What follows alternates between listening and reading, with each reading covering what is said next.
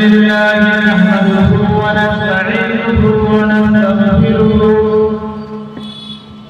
ونؤمن به ونتوكل عليه ونعوذ بالله من شرور أنفسنا ومن سيئات أعمالنا من يهده الله فلا مضل له ومن يضلل فلا هادي له ونشهد أن لا إله إلا الله وحده لا شريك له ونشهد أن سيدنا مولانا محمدا عبده ورسوله وما خلقت الجن والإنس إلا ليعبدون وقال الله تعالى في كلامه المجيد يا أيها الذين آمنوا قوا أنفسكم وأهليكم نارا قال النبي صلى الله عليه وسلم لا يرحم الله من لا يرحم الناس قال النبي صلى الله عليه وسلم الصلاة تفتح الجنة قال النبي صلى الله عليه وسلم لا يرحم الله من لا يرحم الناس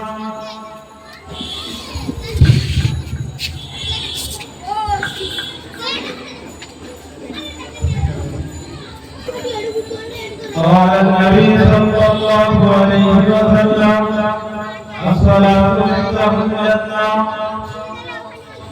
فيا أيها الحافظون رحمنا ورحمكم الله إن الله وملائكته يصلون على النبي يا أيها الذين آمنوا صلوا عليه وسلموا تسليما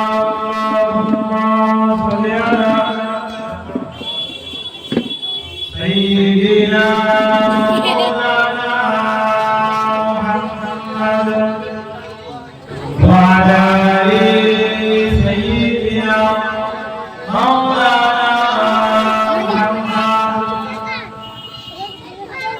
فالقلوب لوجا ذكرى خدايا دري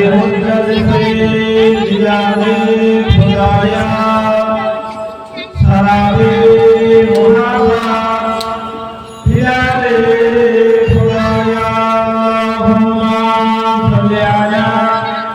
سيدنا مولانا محمد وعلى آل سيدنا ومولانا محمد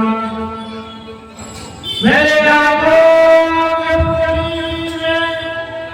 जलवा है मोहम्मद का मेरे आयों में नक्शा है मोहम्मद का कोई जन्नत में जाएगा कोई दोज़ख में पहुंचेगा मदीने की तरफ लौटेगा दीवाना है मोहम्मद का सैयदना मौलाना मुहम्मद तौहीद का डंका भगवा चलने वाले तौहीद का डंका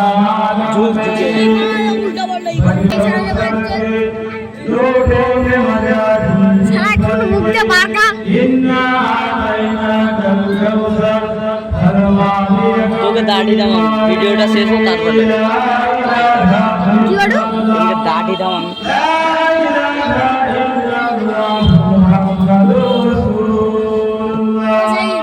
دين بلا إيمان بلا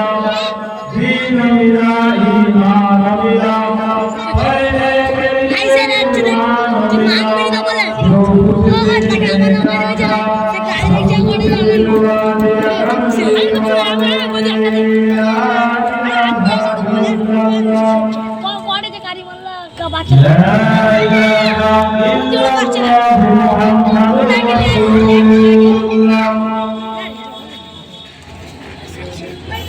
الحمد لله الحمد لله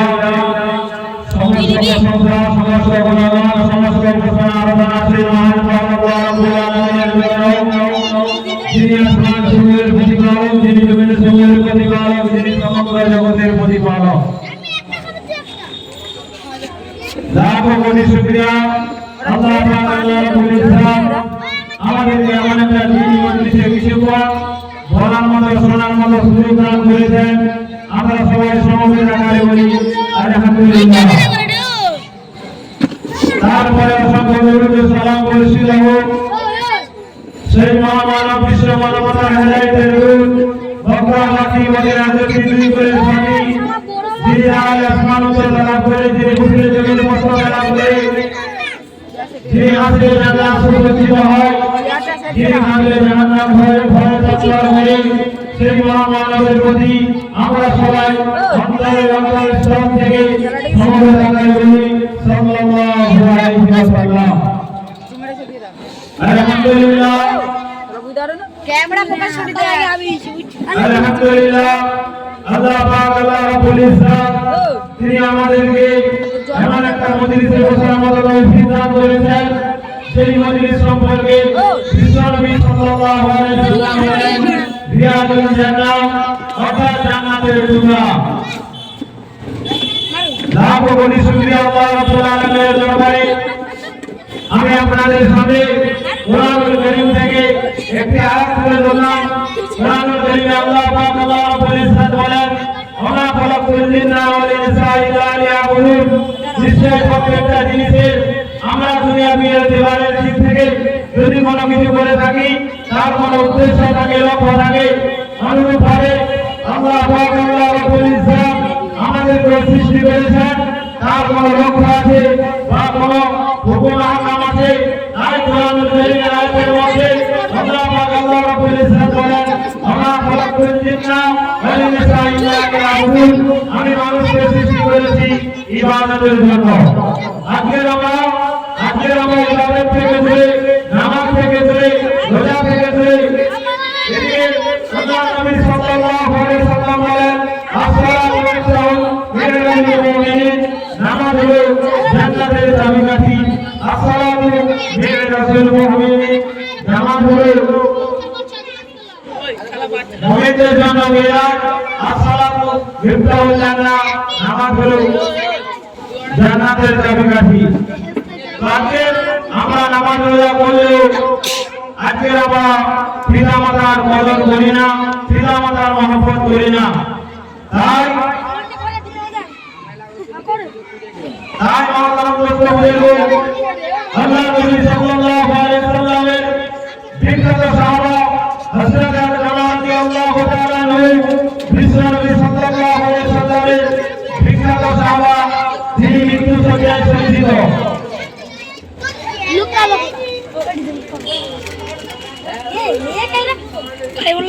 ওই মেয়েরা ধরেরা নবী মেয়েরা উম্মাহ মেয়েরা ঘটনা আগাল করেছেন ইসলামী সাহাবাদের জানা রাদিয়াল্লাহু তাআলা মৃত্যু শয্যায় শয্যিত। আমাদের সময় রাদিয়াল্লাহু তাআলা ইসলামী সাল্লাল্লাহু আলাইহি ওয়াসাল্লাম বলেন আবে সোজা না গো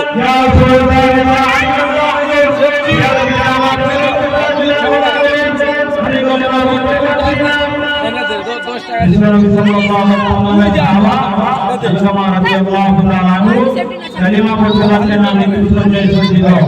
ওই সময় বিশ্বনবী সাল্লাল্লাহু আলাইহি ওয়াসাল্লাম বলতে লাগলেন আল্লামা তুমি কালিমা পড়তে পারছো না কেন?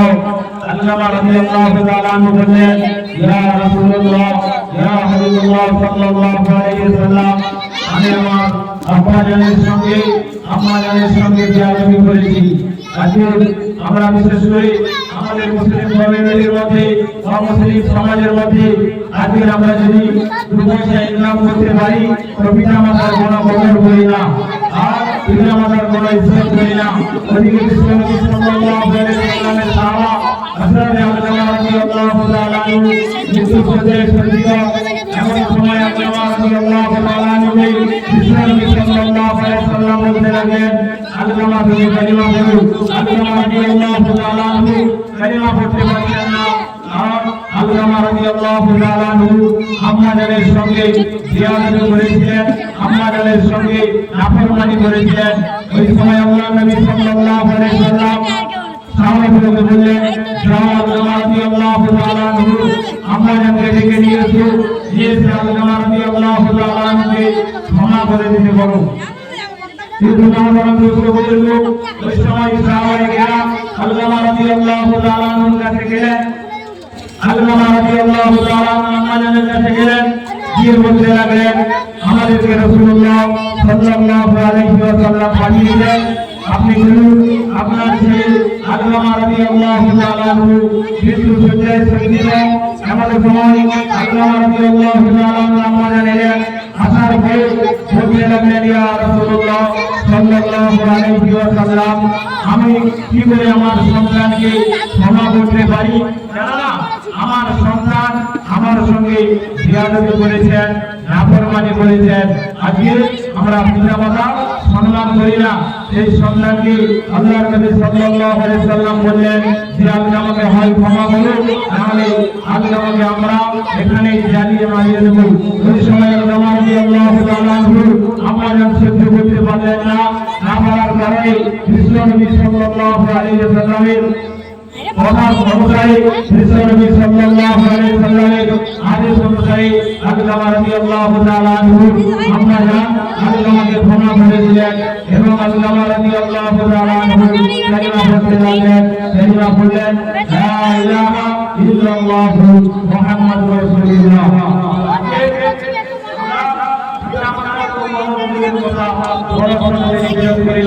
আমরা জানি পাঁচজন ব্যক্তিকে বা পাঁচজন ব্যক্তিকে আমরা বলতে জানি, তাহলে আমাদের সব পিতা মাতার দিকে আমরা দৃষ্টিতে তাকাই, পিতা মাতার দিকে আমরা যদি মহব্বতে তাকাই, আল্লাহ আল্লাহ রাব্বুল ইসলাম তিনি আমাদেরকে একটি নাম বলেন। দুই নম্বর হলো কুরআনুল কারীম।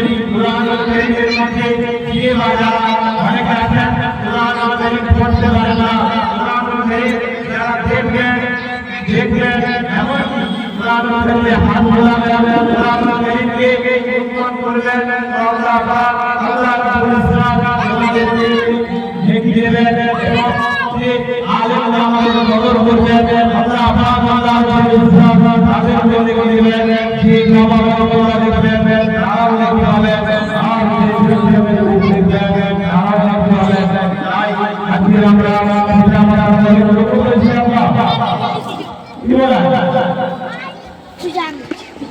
Medina Madina Madina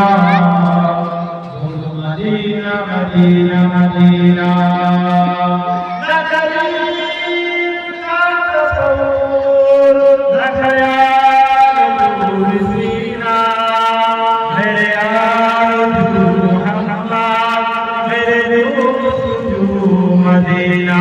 Madina, Madina,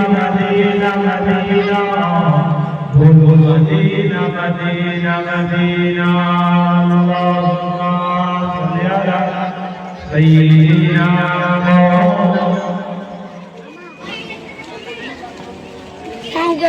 Alhamdulillah.